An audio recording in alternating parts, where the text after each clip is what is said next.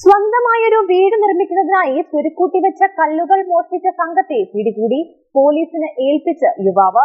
മലപ്പുറം മങ്കേരി സ്വദേശി രാജേഷാണ് മോഷ്ടാക്കളെ കൈയോടെ പിടികൂടിയത്.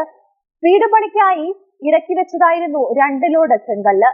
ബിരുദന്മാർ രാത്രിയുടെ മറവിൽ കടത്തിക്കൊണ്ടുപോവുകയായിരുന്നു.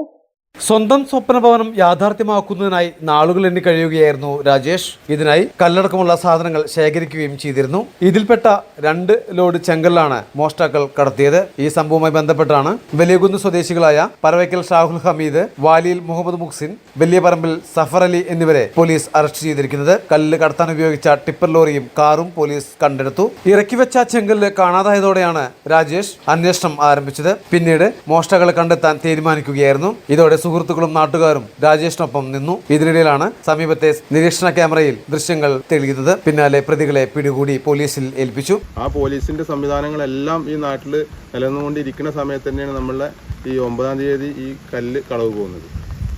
ഇത് എന്താണ് നമ്മൾ ഇതിന്റെ ഭാഗമായിട്ട് നമ്മുടെ സുഹൃത്തുക്കളുടെ CCTV വിഷ്വൽസും മറ്റുള്ള കാര്യങ്ങളൊക്കെ ഒന്ന് അന്വേഷിച്ചാൽ ഏകദേശം പോലീസിനെ മറ്റേ ആ വിഷ്വൽസൊക്കെ കാണിച്ചു കൊടുത്തപ്പോൾ പോലീസിൻ്റെ ഭാഗത്തു നിന്ന് ആ വണ്ടീനെ കസ്റ്റഡിയിൽ എടുക്കുന്ന ഒരു സാഹചര്യം ഉണ്ടായിട്ടുണ്ട്. കസ്റ്റഡിയിൽ എടുത്തിട്ടുണ്ട്. അതുപോലെ തന്നെ ഇതിപ്പോൾ ആദ്യ സംഭവം എന്നല്ല, ഇത് മങ്കേരിൽ തുടർക്കഥ. അറസ്റ്റിലായ പ്രതികളെ കോടതി റിമാൻഡ് ചെയ്തു.